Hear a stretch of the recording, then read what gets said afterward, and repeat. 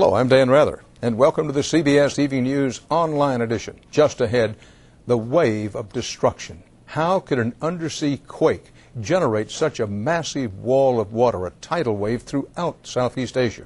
We'll give you the inside story. Also, the Christmas air travel mess. Why tens of thousands were stranded at airports over the holiday weekend.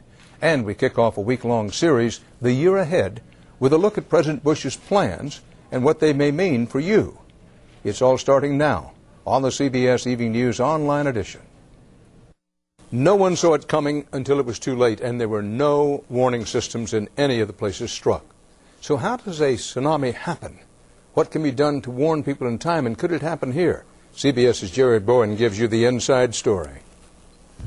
Sunday's devastation and rising death toll are the end result of what scientists are calling the perfect tsunami, the 9.0 earthquake that caused a nearly 700-mile stretch of seabed to shift 50 feet. A sudden jolt that displaced a massive wall of water, moving at the speed of a jetliner through the deep oceans, undetectable on the surface until it reached the shallow coastal waters and welled up into a 20-foot monster that just kept rushing inland. First in Sumatra, the island closest to the epicenter, that was moved 100 feet to the southwest, an entire island moved by the force of the quake, and then sweeping east and west across the vast Indian Ocean. 8 hours and 3,000 miles later, still moving at the speed of 375 miles an hour as it slammed into Africa, inundating the coast of Somalia. The finale of a seismic event so powerful it even disturbed the Earth's rotation. The actual motion of the rock, it changes the mass distribution of the Earth slightly. Sunday's quake and tsunami are the most powerful since the 1964 Alaska earthquake that killed 132 people, most of those deaths due to the tsunami that followed. That led to the creation of the West Coast Alaska Tsunami Warning Center, joining the Pacific Warning Center that was established after a 1946 tsunami claimed 159 lives in Hawaii. The stations monitor sensors around the Pacific Ocean and provide early warnings Sunday's victims never got. We can detect any large earthquake in the Pacific, usually within 2 to 3 minutes of the occurrence of the earthquake. The centers can warn of approaching tsunamis, but they can't halt them, of course, and there are several areas of the Pacific region that are vulnerable: Hawaii, Alaska, and the Pacific North Coast. If any of those have a very large earthquake, then a tsunami would affect those parts of California that face west, like northern and central California. Advance warning and evacuation plans would lower the human toll here and might have lowered the numbers of Sunday's deaths by thousands, especially for those victims who had hours to flee the disaster they had no idea was coming. Jerry Bowen, CBS News, Los Angeles. Along the U.S. eastern seaboard, it's the nightmare after Christmas. A weekend nor'easter whipped up the coast, spreading sleet and ice in the Carolinas and deep snow in New England, up to 1.5 feet in some places. Thousands of homes and businesses were left in the dark as power lines snapped. And weather-related delays had tempers close to snapping at East Coast airports. But weather is not the only reason air travelers were fuming. The government is promising to investigate why so many holiday air travelers and so much luggage were delayed. CBS's Kelly Kobeya reports. The way home never looked so long, and getting there never felt so good. We're lucky to have landed with our lives. Tens of thousands of travelers spent their holiday weekend stuck in terminals when 2-hour flights turned into 5-day odysseys. Why do people have to do this? Why? Looking for lost luggage was an act of sheer desperation. But unlike this winter, few found success. Since I can't have my suitcase, I have some free deodorant, a toothbrush, shaving cream, too. How would you sum up the past few days? They have done nothing but lie to us. Mandy Fravel is the face of the U.S. Airways customer. After 5 days, she and her family have given up on the airline and are making the 6-hour drive home, and at last check, without their bags. It's just been a horrible experience. I just never, ever want to do this again.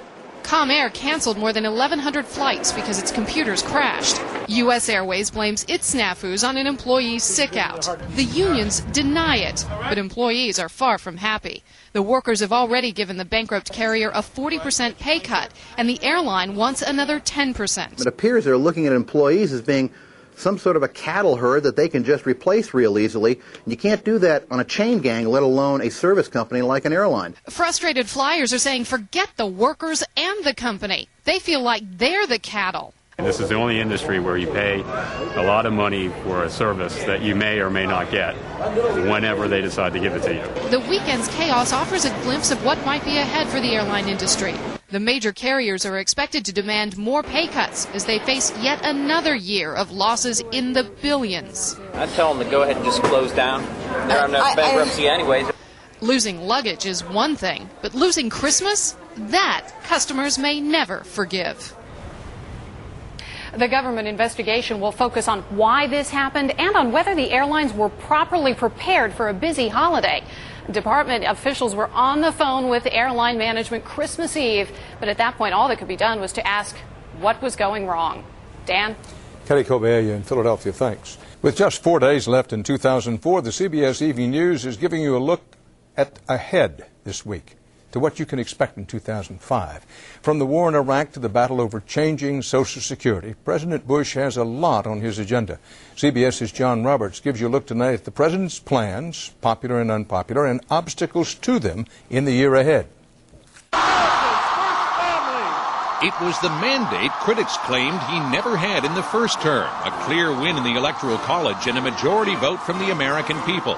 And with solid control of Congress, a victory President Bush plans to capitalize on. I earned capital in the campaign, political capital, and now I intend to spend it. Private accounts for Social Security will be the first big agenda item, and it's going to cost the president plenty in political capital and real dollars. The price tag to start up the program could reach $2 trillion, and say experts, it will only help but not heal Social Security. There's still too many baby boomers that are going to need too much support from too few of their kids.